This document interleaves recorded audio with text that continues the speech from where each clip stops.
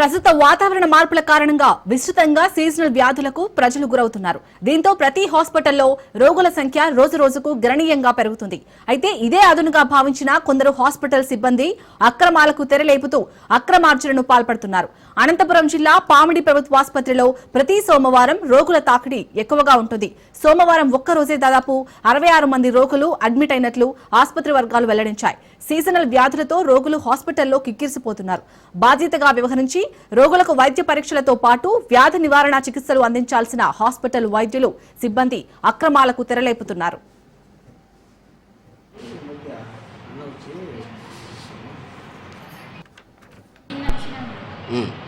నిన్న మధ్యాహ్నం వచ్చి ఇంజక్షన్ వేయించుకున్నాం. మళ్ళీ నైట్ 9 గంటలకు వచ్చినాం. నిన్నటి రోజుకి కొంచెం వేగం అంటే రక్త కణాలు పెరిగినాయి, ఇంప్రూవ్ అయింది. ఎంత పెరిగింది? 50 వైద్య పరీక్షలు బయట చేయించినారు. బయట చేయించాం. వైద్య పరీక్షలకి 900 అయిందా? నిన్న వచ్చినాము. నిన్న మధ్యాహ్నం వచ్చి ఇంజక్షన్ వేయించుకున్నాం. మళ్ళీ నైట్ 9 గంటలకు వచ్చినాం. నిన్నటి రోజుకి కొంచెం వేగం అంటే రక్త కణాలు పెరిగినాయి, ఇంప్రూవ్ అయింది. ఎంత పెరిగింది? 50 వైద్య పరీక్షలు బయట చేయించినారు. బయట చేయించాం. వైద్య పరీక్షలకి 900 అయిందా? స్వలాభం కోసం ప్రైవేట్ ల్యాబ్లతో కుమ్మక్కై హాస్పిటల్ కు రోగుల తాకిడి పెరిగే రోజు కావాలనే ల్యాబ్ టెక్నీషియన్ సాధారణ సెలవుల్లో వెళ్తున్నారు. ఇలా ప్రతి సోమవారం కావాలనే సాధారణ లీవ్ తీసుకుని రోగులను వైద్య పరీక్షల నిమిత్తం ప్రైవేట్ ల్యాబ్లకు పంపిస్తున్నారు. ప్రైవేట్ ల్యాబ్లో వైద్య పరీక్షల కోసం దాదాపు ఒక్కొక్క రోగి నుంచి 900 వసూలు చేస్తున్నారని రోగులు వాపోతున్నారు. దీనిపై జిల్లా ఉన్నతాధికారులు విచారణ జరిపి ఇలాంటి అక్రమాలకు పాల్పడుతూ రోగుల ప్రాణాలతో చెలగాటమాడుతున్న సిబ్బందిపై చర్యలు తీసుకోవాలని ప్రజలు కోరుతున్నారు.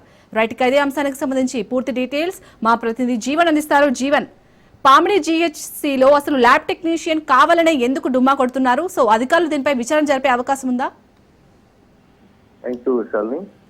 ఇటీవల కురిసిన వర్షాలు ప్రభావం కావచ్చు, లేదంటే వాతావరణంలో జరిగిన మార్పుల కారణంగా కావచ్చు, విస్తృతంగా సీజనల్ వ్యాధులు అయితే ప్రజలు సీజనల్ వ్యాధులకు గురవుతున్నటువంటి పరిస్థితి అయితే నెలకొంది. దీంతో ప్రతి హాస్పిటల్లో కూడా రోగుల సంఖ్య రోజు రోజుకి గణనీయంగా పెరిగిపోతుంది. హాస్పిటల్లో రోగుల తాకిడి కూడా ఎక్కువ అవుతున్నటువంటి పరిస్థితి ఉంది. అయితే ఇదే అదునుగా భావించి హాస్పిటల్లకు వచ్చే రోగులను ఎంతో బాధ్యతాయుతంగా వైద్య పరీక్షలు, వైద్యం అందించాల్సినటువంటి వైద్యాధికారులు కావచ్చు, రోగుల సిబ్బంది కావచ్చు, ఆసుపత్రి సిబ్బంది కావచ్చు, వాళ్ళకి అత్యంత నాణ్యమైన వైద్యం అందించాల్సినటువంటి స్థానంలో ఉన్నటువంటి వైద్యాధికారులు, ఆసుపత్రి సిబ్బంది వాళ్ళు ఆ రోగుల సంఖ్యను గణనీయంగా వస్తున్నటువంటి నేపథ్యంలో ఇదే అదునుగా భావించినటువంటి ఆసుపత్రి సిబ్బంది ప్రైవేటు ఆసుపత్రులతోనూ, ప్రైవేటు వైద్య పరీక్ష కేంద్రాలతో కుమ్మక్కయ్యి ఆ రోజు గణనీయంగా ఏ రోజైతే రోగులకు ఆసుపత్రులు వస్తున్నారో ఆ రోజు వీళ్ళు విధులకు డుమ్మా కొట్టి ప్రైవేటు వైద్య పరీక్షలకు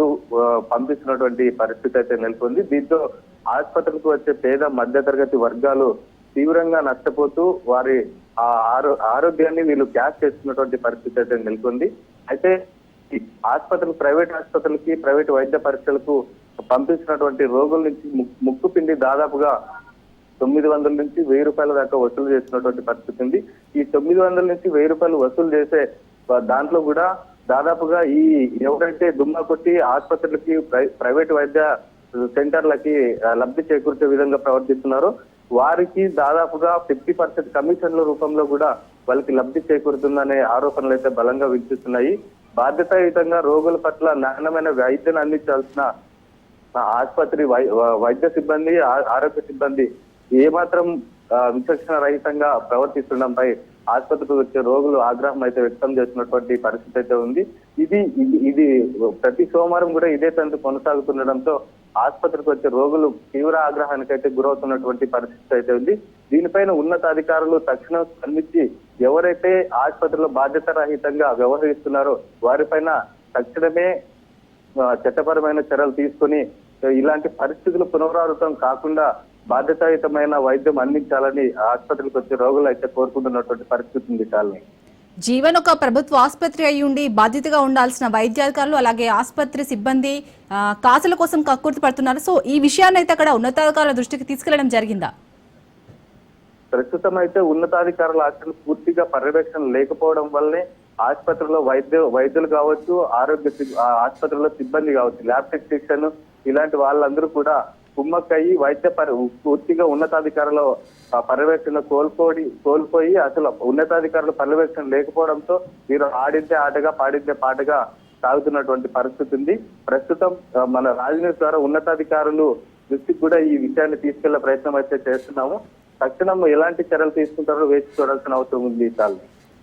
రైట్, థ్యాంక్ యూ జీవన్.